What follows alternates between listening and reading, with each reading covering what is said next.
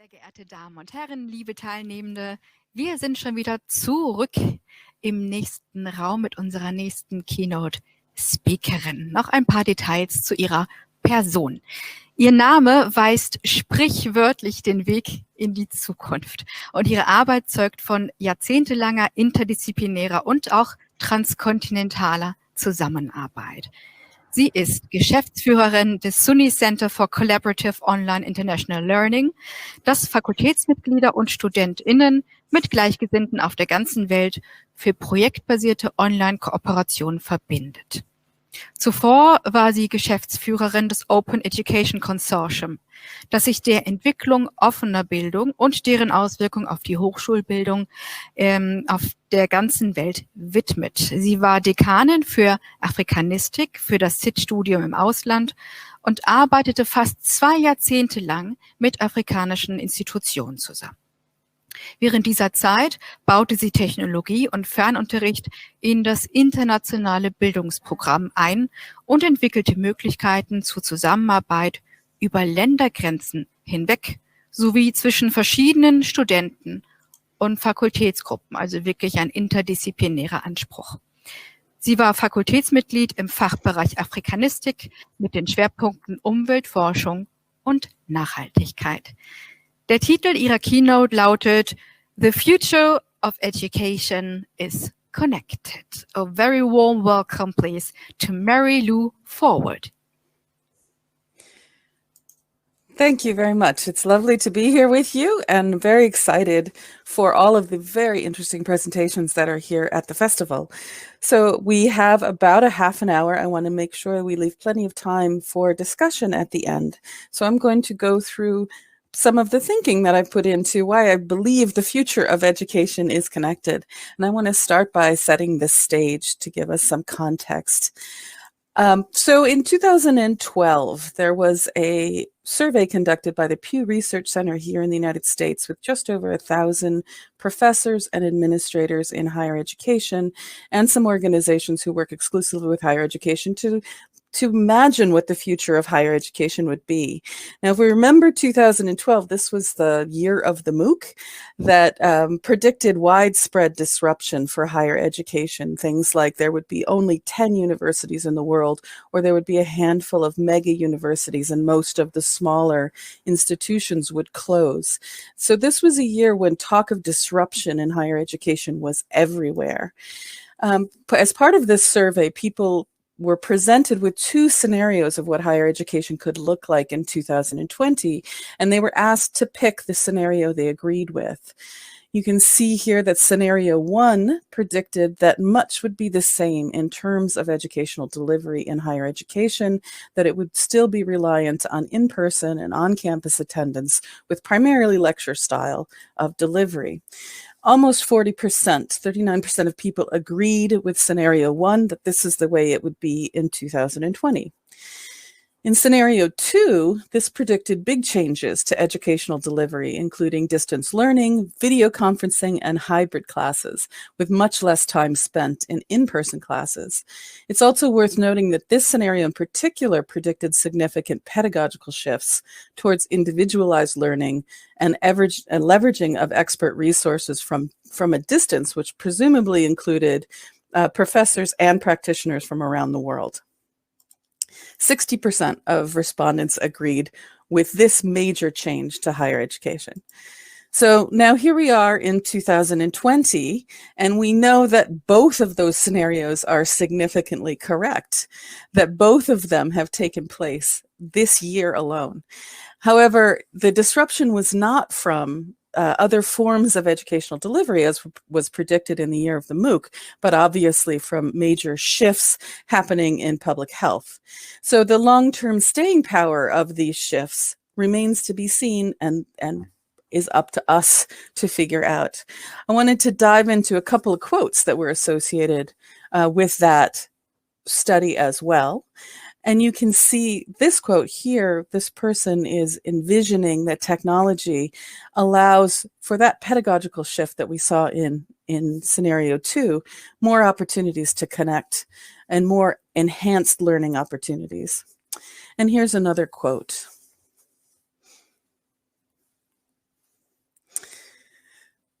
What strikes me about these two quotes is that we are pretty much talking about the same thing now. So it's interesting to note that this was a time when great disruption was predicted but didn't happen, and now we're in a period where great disruption was not predicted and has happened, and we're still visiting the same themes. This is another quote from Kathy Davidson, who's the director of the Futures Initiative at the CUNY Graduate Center. And what she encourages us to do is to think about the way that we learn. Think about when you want to learn something new. So gardening, for example, or maybe how to play a musical instrument. What do you do when you want to learn these things? You typically consult expert sources. That might be a teacher or a mentor, might be friends, it could be books or articles, it could be YouTube. And you want to apply what you learn, give it a try, analyze what went well, what didn't work, and based on that analysis, find more expert advice and guidance and try it again. So we know that this cycle of learning is basically what Mary Starry was saying before. We know what works. We've known what works forever. We've known since the 40s that internships and practicums are very beneficial to students who are studying in higher education. And yet these are still treated as anomalies. They're still treated as innovations. 60 years out, we have yet to bring that fully into the way that we practice higher education. And our educational systems often make it very difficult for us to bring these kinds of authentic learning experiences to our students. So what does that mean? Now what? What do we do with all of this? I want to consider current events in a couple of very specific ways to think about what we do with these things. And the first is the push for social justice. This is another disruption that wasn't necessarily foreseen for this year, but these movements are raising awareness of institutionalized and structural inequalities. In the United States, this is primarily focused on structural racism, but the immediate impact of what we're seeing in higher education is the amplification of professor concern for student learning and equity. These movements are having an impact in the way we think about teaching, the way we think about who we're teaching and how we're teaching. Professors are seeking and implementing inclusive teaching strategies, and both professors and students have heightened awareness of institutionalized inequalities that exist within and outside of higher education. And of course, the pandemic and the concern for public health has pushed major shifts in educational delivery, as we talked about earlier. So I know that this survey here is based exclusively on US data, but I hope that it mirrors some of what's happening elsewhere in the world. In the Pew study that we looked at earlier, 60% of respondents believed that scenario 2, that is, online and hybrid delivery, would be the standard in higher education. And what we actually see from this data of just last week is that is the fact in the United States, that 65% of US institutions that responded to the survey, which is about 3/4 of higher ed institutions in the States, are hybrid, mostly or fully online. So another study that came out in response to the shift to online is top priorities, excuse me, in planning for the fall term. This study was just released last week, and you can see from the top that 71% of professors surveyed said that their biggest priority is to increase student engagement. So the bad news is that professors think their students are largely unengaged in their learning, but the good news is that professors want students to be engaged. So you can see the top bar in green were responses that were given in August, and the bottom bars were responses that were given in May. So you can see the change in percentage is a little less than 20% who are more concerned with student engagement. And this could be due to the effect of some of these social justice movements and how that is pushing professors to be more concerned with their students and how they are learning, or it could be due to the awareness of inclusive teaching practices, but it's probably some of each. They're probably feeling more comfortable with online and can now turn to pedagogy, and they're probably also aware of the social issues that are happening and trying to incorporate that in their teaching. But the bottom line, the result is that professors are focusing more on students and their motivations to learn. So what does that mean for higher education? On the one hand, institutions have been forced to focus on delivery. They're ensuring students have devices and connectivity to be able to take advantage of the online learning that's happening now. They're testing and they're sanitizing their campuses for in-person learning. And this is important and it's necessary for the business of education. But now, as we've just seen, professors are starting to shift from the provision of education to the vision of education. And as we're thinking about the vision of education, we really need to bear in mind that education is an essential tool that societies use to build their future. So we need to collectively ask, what kind of future do we want? And our educational vision needs to focus on that. So this is how I've come to this. The future of education is connected. And when I say this, I mean it's connected in many different senses of this word. That connection socially means that people collaborate, that they get in touch, that they understand, that they communicate. Connection of ideas, the interdisciplinarity of education is really important. It's important to help students understand why learning this helps them with that. And also technology. Connected over technology. This is a really important means that's not going away for people to be connected. And of course, the application of knowledge. How do you connect the practice and the experience with the theory and the reflection that's necessary to learn? So I want to focus specifically on international and intercultural connections as an illustration of what we mean by this type of connectivity, since this is primarily the work that I do. So we know that it's really easy to critique and that it's much, much harder to build. We also know that tools that we need to build are already infused in higher education in many ways. At this festival that we're attending today, we see many people presenting really interesting tools that are out there. What we need to do is to bring them forward and to connect these tools to make a new web of support for the kind of education we want to deliver. Let me introduce you quickly to the tool that we use. You've been seeing this SUNY COIL logo in the corner of the slides. And so what that means is it's collaborative online international learning. The model for that, let me first go to the vision. So the vision that the COIL Center created a little over a year ago is basically that we believe the future of education is internationally and interculturally connected. And how we do this is a way to connect professors and students across differences in culture, location, and languages by embedding collaborative projects into existing classes. The professors connect to plan and design COIL collaborations, and the students connect to discuss and to carry out the projects that the professors design. Because it's embedded as part of the class, it provides opportunities for every student to have a significant international and intercultural experience. So it's both access and equity. And because it's embedded as part of a class, professors can design collaborations to meet the needs of their students and their courses.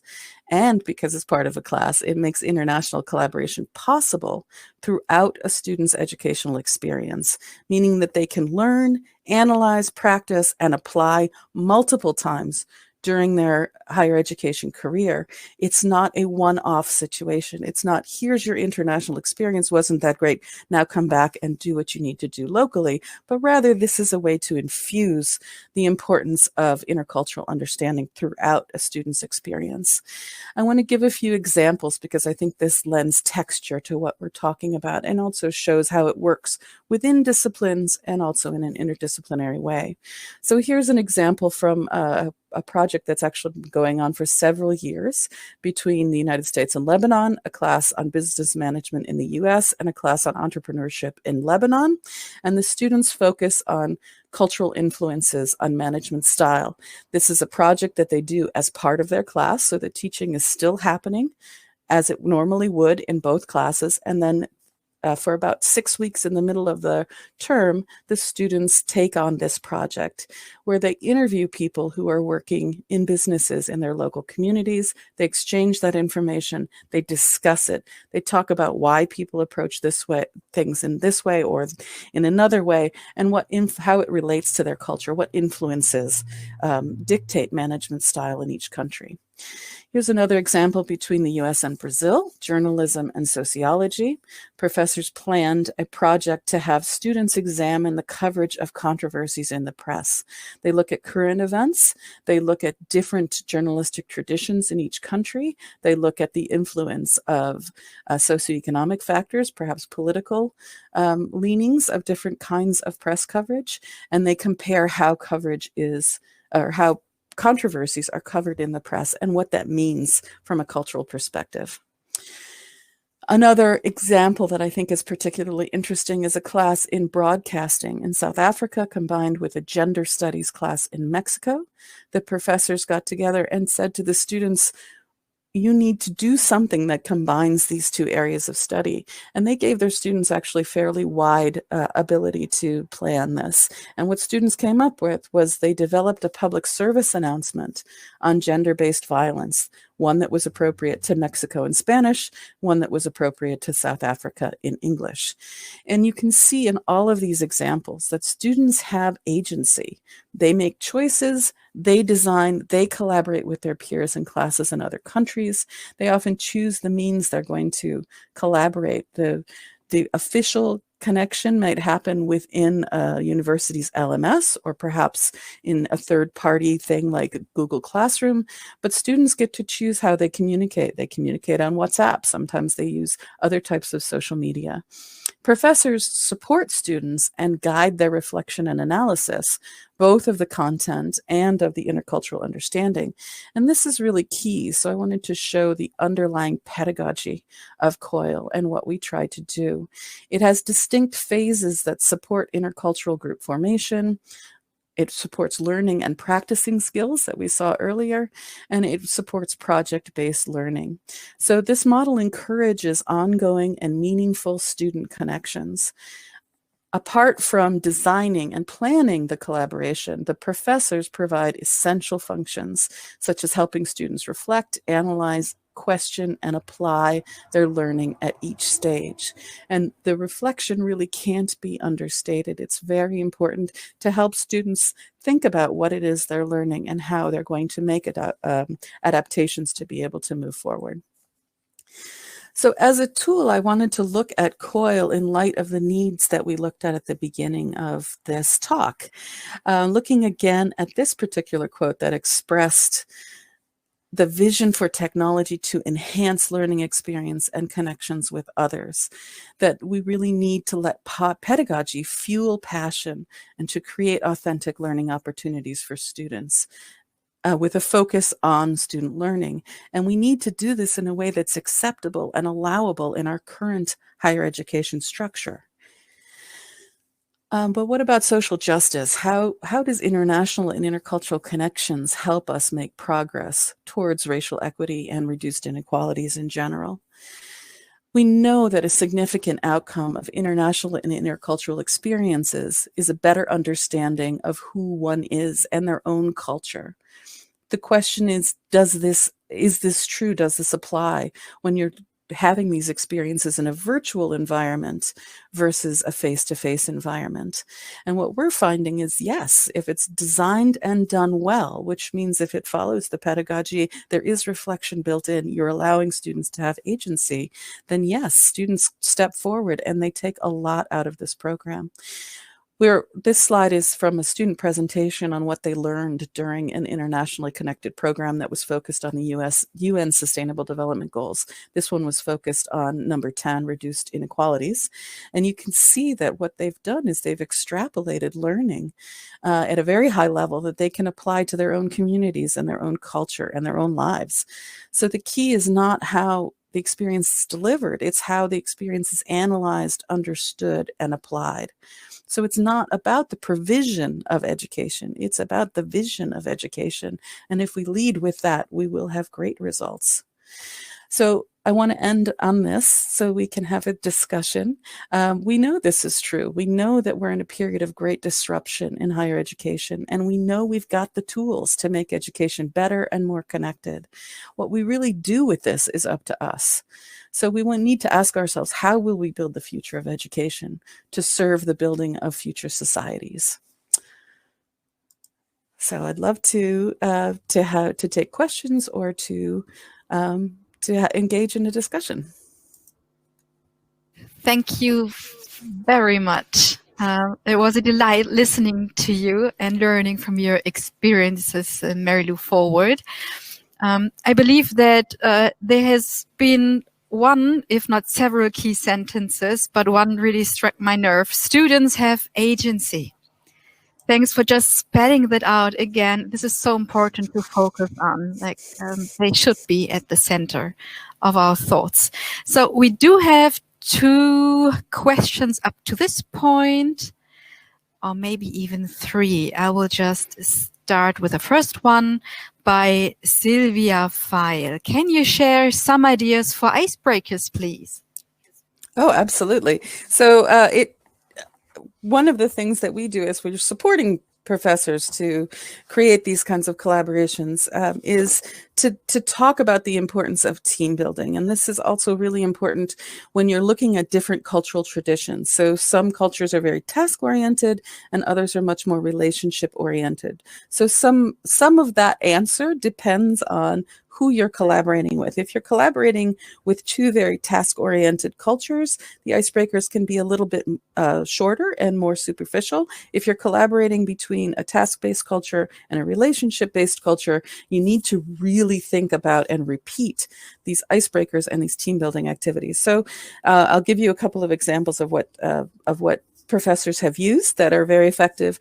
One is kind of a day in the life. So we ask students to use smartphones to take a quick video of what their daily life might be and do it in 2 minutes and exchange that with a small group of students on the other side and engage in conversations about what this means, how this reflects general culture, how this might reflect subcultures, etc. Another one that works really well, and I'll give a particular example on this because it kind of had amazing results. We had a community college. The SUNY system includes 64 institutions across New York State, and that's everything from community and technical colleges to professional schools like medical schools. And so within the community college, one of the students was a returned soldier from the Middle East, from the war in the Middle East, and she went up to the professor and said, the professor had created a collaboration with a school in Lebanon. And she said to the professor, I don't want to do this because I've been there and I know these people and I don't want to interact with them. And the professor said, just try for a week. And if you really don't like it, we will come up with an alternate assignment. And the icebreaker she put out was to talk about what you do in your free time. And this student found another student in Lebanon who was a volunteer firefighter, and so was she. And they created a relationship that's still going on. It's now been 3 or 4 years since this happened. That they really bonded over the fact that in their free time they were firefighters, and so they were able through this icebreaker to see the humanity that they were unable to see from their previous experiences. That is one beautiful example. Thank you for sharing this with us. I will go straight to the next question. That is by Martina Emke.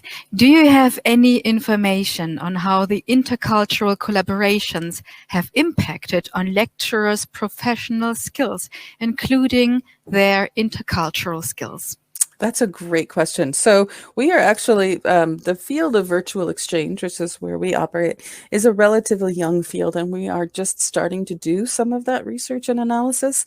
What we have now are mainly anecdotal. And so, we have professors who tell us that it's improved their teaching and learning because they're able to adopt strategies that their partner professors are using in other countries, that they have been able to make connections for research and for other types of collaborative work that they want to do by doing this, because you don't necessarily have to have a partner identified in the beginning. There are ways to locate teaching partners through all kinds of networks that exist right now actually in virtual exchange. So if you were interested, for example, in learning more about Brazil, you might seek out a partner in Brazil, and then you could create a longer term collaboration with that. It also allows them to see this idea of interdisciplinary studies and how they can bring this into their classroom to, again, really enhance the learning and to make those connections for students between the ideas that they're learning in their discipline and how it might apply to a different discipline. So the short answer is there are some studies out there, and I can certainly share that with the festival organizers if people are interested. But it's a small body of research right now, and we're working on expanding that. Thank you. Straight up to the next question by someone anonymous. I was wondering how you work with faculty who are still hesitant to engage in COIL activities. How do you convince lecturers to start with COIL? Yeah, so that's also a very good question. So if people are hesitant but curious, then it's a relatively easy thing to do. We can give you a template for COIL experiences that have happened in the past that you can use to build your collaboration with someone else. And that way you've got kind of a foundation of a tried and true methodology if you don't want to go through and design your own right from the very beginning. The other answer to that is if someone is truly hesitant, it might not work, right? So we all know that change is hard. And if someone is resistant to change, you don't necessarily want to be pushing them into it right at the beginning because they need to have the confidence. They need to be able to see that it's worked for other people. They need to be able to see the benefits for themselves. And you want them invested. As I mentioned before, the role of the faculty members are critical in helping students make these connections and helping them analyze and understand what it is they're learning to be able to apply it to their future educational and life choices.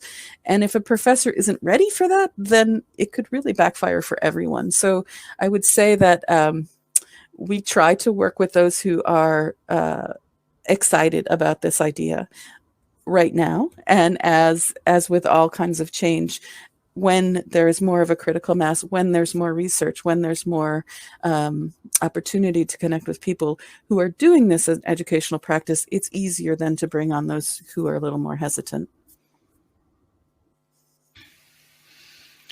That leaves us with 1 minute and 40 seconds for the very last question. We will make this really quick, but it's a very interesting question, I guess. By Uwe Schulze, he's asking, by means of being globally connected, do you think we should start to talk and think about the internet in terms of a edu-web, in contrast to Web 1.0, 2.0, GeoWeb, etc.? That's a really interesting question. I think that, we often talk about lenses, that there are lenses on educational content, that there are lenses on any content that you can bring into education. I think the idea of an edu-web, which is more of a lens on the web that supports education, is fascinating. I think that's a really interesting way to consider it. Certainly, we know that not all content out there is necessarily what we would want to include in education, but there is the opportunity to even look at that material and analyze it and apply it in different ways and to understand it from the direction of different societies that create that. So I love that idea, and I'd be really interested to see if that's something that you're working on.